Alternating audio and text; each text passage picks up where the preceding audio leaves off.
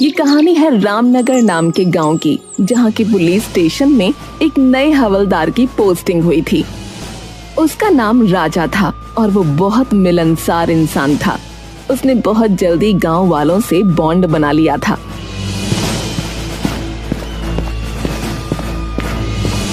अरे मुखिया जी प्रणाम, क्या हाल चाल है आपका?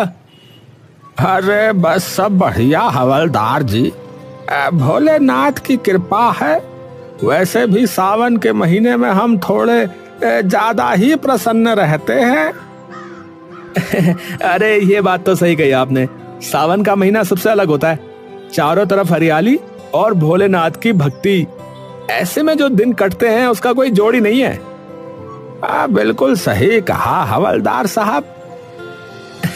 अरे मेरा नाम राजा है मुखिया जी, आप हवलदार क्यों कहते रहते हैं हमेशा? अरे तो मेरा नाम भी रामलाल है, लेकिन आप भी तो हमें मुखिया मुखिया कहते रहते हैं कि नहीं? ओहो, तो आप बदला ले रहे हैं? अरे नहीं नहीं, ऐसी बात नहीं है। हम बदला नहीं, मौज लेते हैं, मौज है।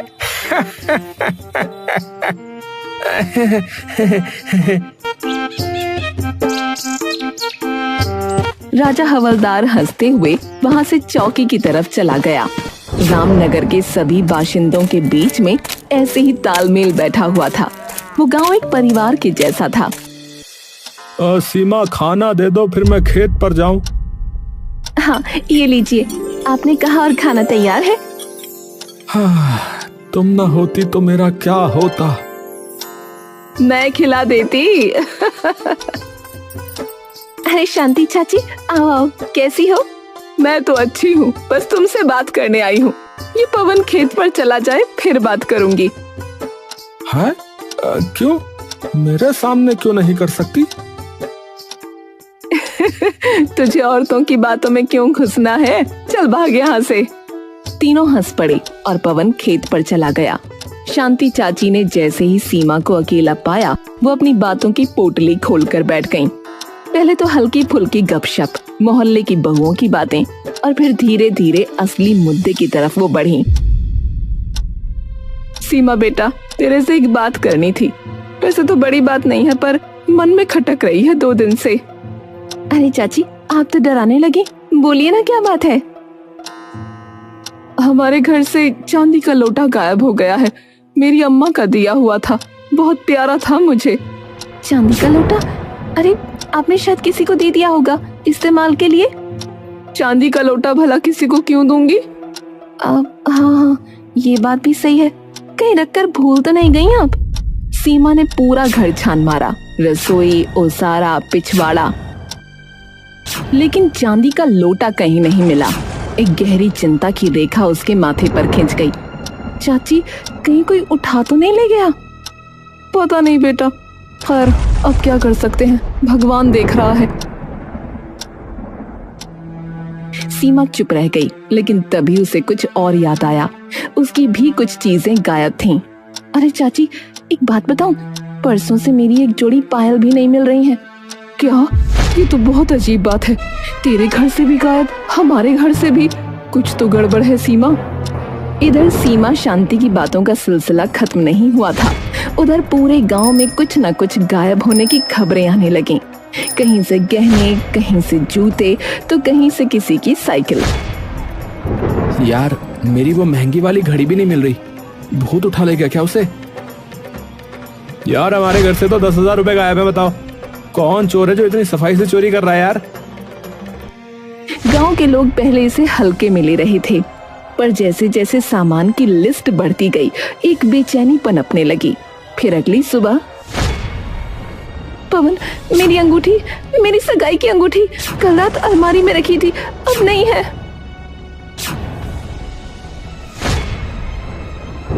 अरे अरे ये क्या मजाक है? यहाँ तो सचमुच नहीं है। सीमा, किसी ने चोरी की है।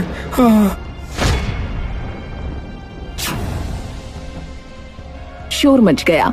गांव के लोग जमा हो गए। सभी के चेहरों पर डर और चिंता साफ झलक रही थी। इतने शांत गांव में ऐसी घटनाएं ये तो अपशकुन जैसा लगने लगा।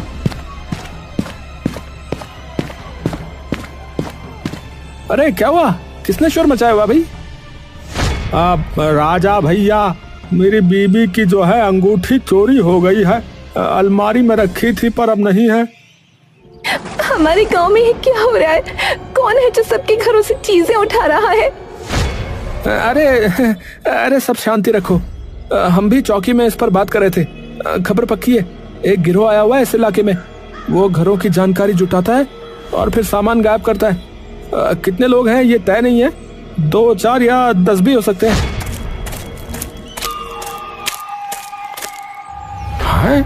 अरे हमारे गांव में तो कभी ताला भी नहीं लगता था दरवाजों पर, अब तो दिन में भी डर लगने लगा है भाई। अब से सब सतर्क रहें और जो भी बाहर का आदमी दिखे उसकी खबर मुझे दो। और हाँ, मैं आपकी अंगूठी की तलाशी में लग रहा हूँ। गांव में सनसनी फैल गई। जिस गांव में पहले गली की बकरी भी गुम हो जाती थी तो ढोल बज जाता था, अब वहां चोरी की घटनाएं आम हो रही थीं। फिर अगले दिन अरे किसने तो मेरी बाइक ही गायब कर दी। रात में बरामदे में खड़ी थी, सुबह देखा तो नहीं है। क्या क्या हाँ, क्या कह रहा है भैया? हाँ क्या करो भैया? अरे भैया अब तो हद हो गई है, ये तो बड़ा मामला हो गया। हाँ भैया सही कह रहे, हद हो गई ये तो। हाँ भैया सही कह रहे। ये कोई साधारण चोर नहीं हो सकता, कोई है जो हमारे बीच ही रह रहा है। जब पूरा रामनगर चोरी की घटनाओं से परेशान था, उसी समय शाम के समय एक चमचमाती कार गांव के बाहर की टूटी सड़क पर अटक गई। ड्राइविंग सीट से उतरा एक सफेद कमीज और काले चश्मे वाला व्यक्ति, बाल थोड़े बिखरे हुए, चाल में शहरी रौब और चेहरे पर मासूम मुस्कान। हेलो, कोई है? गाड़ी बंद हो गई है, प्लीज कोई मदद करेगा? कुछ ही देर में गांव के मुखिया रामलाल वहां पहुंचे। अरे कौन हो बेटा, कहां से आए हो? नमस्ते, मेरा नाम सूरज है। शहर से आ रहा था कि अचानक गाड़ी बंद हो गई। रात होने वाली है। आप बुरा ना माने तो मैं क्या एक रात यहाँ रुक सकता हूँ? तो मुसाफिर हो, ठीक है, पर गांव में थोड़ा जो है हंगामा चल रहा है, ध्यान रखना है। आप चिंता ना करें, मैं एकदम शरीफ और सीधा इंसान हूँ, किसी को परेशानी नहीं होगी। मुखिया जी ने कुछ सोचते हुए सूरज को अपने घर में एक कमरा दे दिया, लेकिन उधर से गुजरते राजा हवलदार की नजर सूरज पर पड़ गई। वो मुखिया के पास गया और बोला, मुखिया जी ये कौन है? अरे है कोई मुसाफिर, सूरज नाम बता रहा है। कह रहा है कि गाड़ी खराब हो गई, एक रात के लिए रुकने को कहा है। सावधान रहिएगा। है जब से चोरी शुरू हुई है तब से कोई नया आदमी गांव में नहीं आया था, अब आया है, इस पर नजर रखिएगा। हाँ समझ गया, अब ये मेरी नजर में है। सूरज मुखिया जी के घर में रुक गया, लेकिन अगली सुबह अपनी कार ठीक कराने की बजाय गांव में इत्मीनान से घूम रहा था। न हाथ में कोई औजार, न गाड़ी की फिक्र, जैसे वो गांव का सैलानी हो, न कि कोई राह भटका यात्री। अरे देखा, वो सूरज यार, ये वही मुसाफिर है जो मुखिया जी के यहाँ पर रुका हुआ है। ऐसे घूम रहा है जैसे नानी के घर आया हो। इसको कोई जल्दी नहीं है कार ठीक करवाने की, अजीब है। खबर आई कि बीती रात एक घर से मोबाइल चोरी हो गया। है? किसका मोबाइल गया? अरे मेरा, अरे चार्ज पर लगाया था, सोचा था कि रात को जो है चुनिया से बात करूंगा, लेकिन सुबह देखा तो गायब मिला भैया। अरे बेटा सूरज, तुम गांव में ऐसे मस्ती से क्यों घूम रहे हो भाई? तुम्हारी गाड़ी कब ठीक होगी? अरे मुखिया जी, पहली बार किसी गांव में आया हूं, थोड़ा एक्सप्लोर करना चाहता हूं। बहुत सुंदर गांव है आपका, शांति, हरियाली और हाँ, अपनापन भी। सुंदर तो है, पर तुम जो है अपनी गाड़ी पर ध्यान दो, वो ज्यादा जरूरी है। सूरज ने मुस्कुराते हुए सिर हिलाया, लेकिन गांव के लोगों की आंखों में अब संदेह गहरा होने लगा था। और फिर रात के समय चौपाल पर पता नहीं क्या हो रहा है यहाँ पर। चौकी में भी यही बात चल रही है, लेकिन कोई सबूत ही नहीं मिलता। बेटा जल्दी कुछ करो। किस बात की चर्चा हो रही है? आप लोग इतने तनाव में क्यों हैं? अरे तुम्हें नहीं पता है?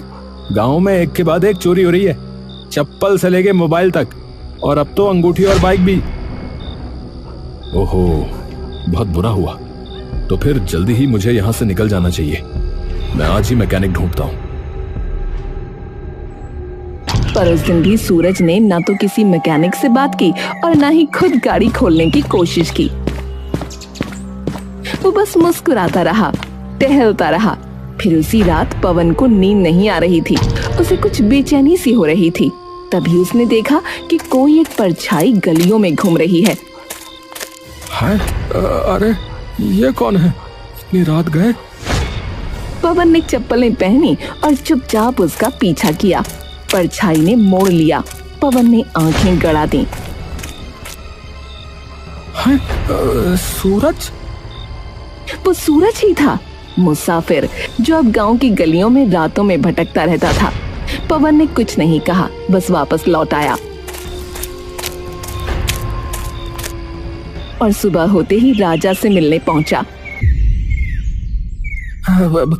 राजा भैया, मैंने जो है सूरज को रात में गलियों में घूमते हुए देखा। हाँ, जरूर कोई गड़बड़ है।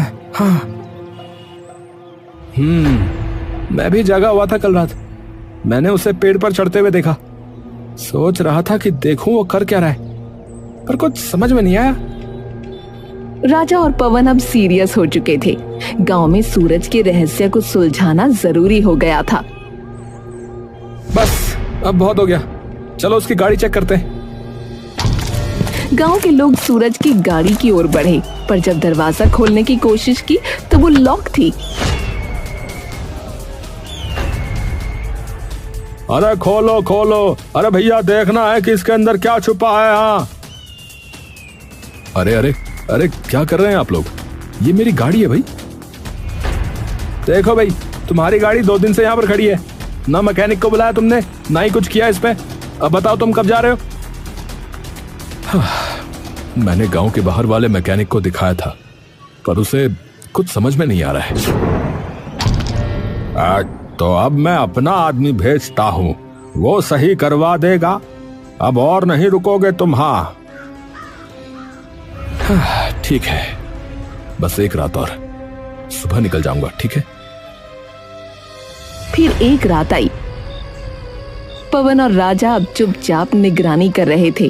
तभी देखा कि एक परछाई फिर किसी के घर में घुस गई। अरे भैया, वो रहा चोर, यही मौका है, चलो। दोनों दबे पांव उस घर की ओर गए। झटके से दरवाजा खोला और पकड़ लिया उस परछाई को। अरे पकड़ लिया, पकड़ लिया, पकड़ लिया। अब बता, कौन है तू? कौन है तू? सूरज ही है ना?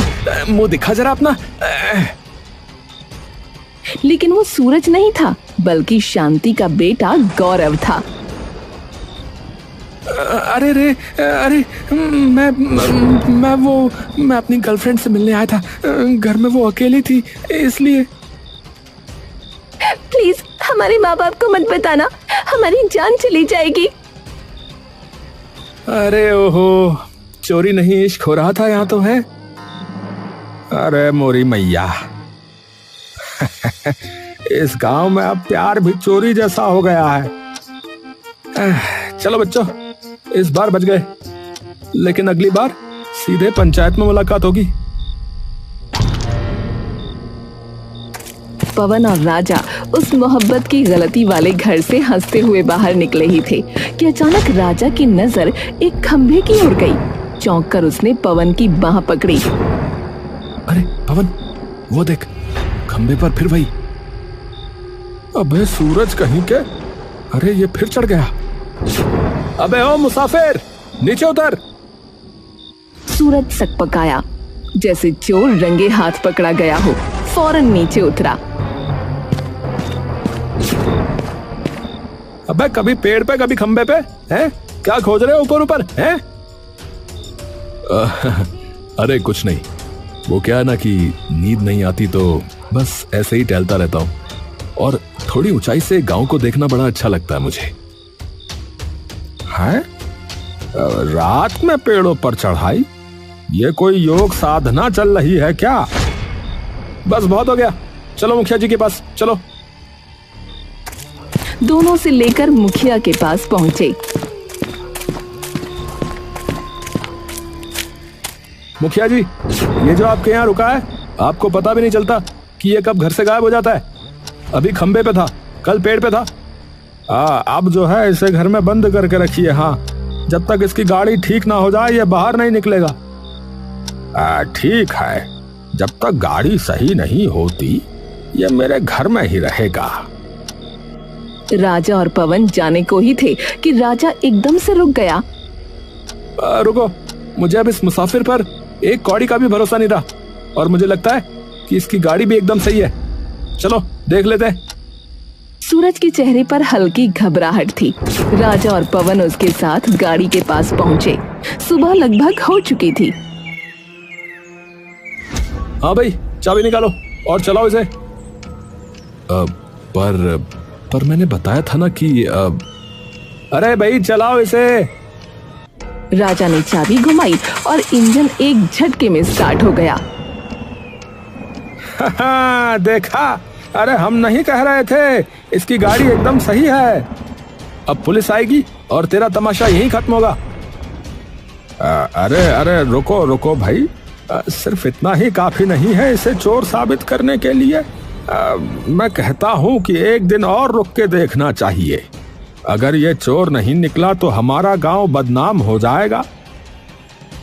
मैं चोर हूं ही नहीं, चाहो तो मेरी तलाशी ले लो भाई। अरे तो चुप रह। और मुखिया जी, ये आदमी यहाँ झूठ बोल रहा है। गाड़ी ठीक है फिर भी ठहरा हुआ है, ये चोरी से कम नहीं है। तभी भीड़ जमा हो गई। गांव वाले आ गए। सबकी आंखों में सवाल थे। तभी सूरज ने एक अजब बात कही। वैसे इतनी चोरियां हुई, लेकिन राजा जी के यहाँ कभी कुछ चोरी नहीं हुआ, ऐसा कैसे? अरे हाँ, ये तो अजीब बात है। इसका मतलब? इसका कोई मतलब नहीं है। चोर को अभी मौका नहीं मिला मेरे घर का, और फिर मैं हवलदार हूँ। चोर डर रहा होगा। चोर किसी से नहीं डरते। अरे चुप रहो, एक हवलदार पर इल्जाम लगाते हो। अब देखो मैं क्या करता हूँ। राजा ने सूरज के हाथ में हथकड़ी डाल दी। एक पुलिस वाले पर उंगली उठाने के जुर्म में मैं तुझे गिरफ्तार करता हूँ। हाँ तो सुनो, असली गिरफ्तारी अब होगी। मैंने पुलिस को पहले ही बुला लिया है। सायरन की आवाज आई। पुलिस जीप गांव में घुसी। गांव वाले चौंक गए। सूरज ने जेब से मोबाइल निकाला और एक वीडियो चलाया जिसमें साफ साफ राजा चोरी करते हुए नजर आ रहा था।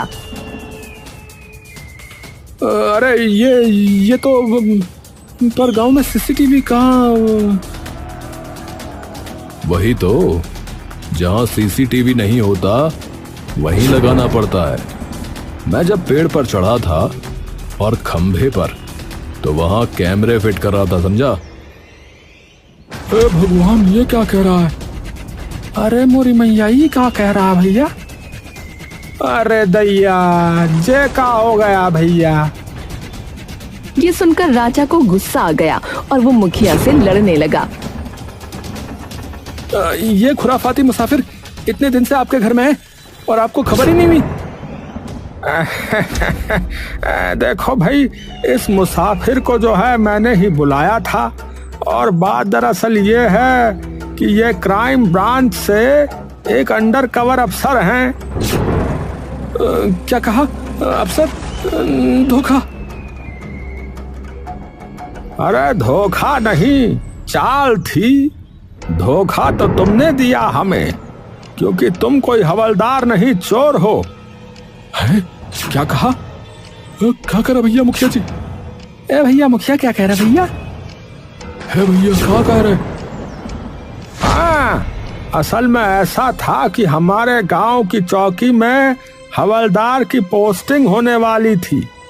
इस चोर को ये पता चल गया और ये उसकी जगह आ गया, क्योंकि असली हवलदार को आने में कुछ दिन बाकी थे। हाँ, जब मुझे इस पर शक हुआ तो मैंने सबसे पहले इसका ही बायोडेटा निकाला। तब पता चला कि राजा नाम का तो कोई हवलदार आना ही नहीं था यहाँ पर। असली हवलदार ये हैं मिस्टर पांडे, जो आज ही आए हैं। नमस्ते जी, नमस्ते। राजा ने भागने की कोशिश की, लेकिन पुलिस ने उसे पकड़कर हथकड़ी लगा दी। माफ कर दो, मुझसे गलती हो गई। मेरे ऊपर बहुत कर्जा हो गया था, इसीलिए ये करना पड़ा। अरे गलती? अरे भैया, हमें लूट लिया और कह रहे हो गलती? अरे शर्म करो भैया, शर्म करो। अरे भैया, कौन सी गलती, कैसी गलती है? क्या कह रहे हो तुम? साले कूट देंगे बता रहे। तलाशी लो, राजा के घर की तलाशी लो। राजा के घर से चोरी का सारा सामान मिल गया। कुछ चीजें उसने बेच दी थीं, उसके लिए जुर्माना लगाया गया। सूरज ने हर एक पीड़ित को उनका सामान लौटाया। हम सब सूरज जी के आभारी हैं। बिल्कुल, मुसाफिर बनकर आए और रक्षक बन गए। हम सोच भी नहीं सकते थे कि राजा ही चोर निकलेगा। धोखा देने वाला चाहे कोई भी हो, उसका अंत यही होता है।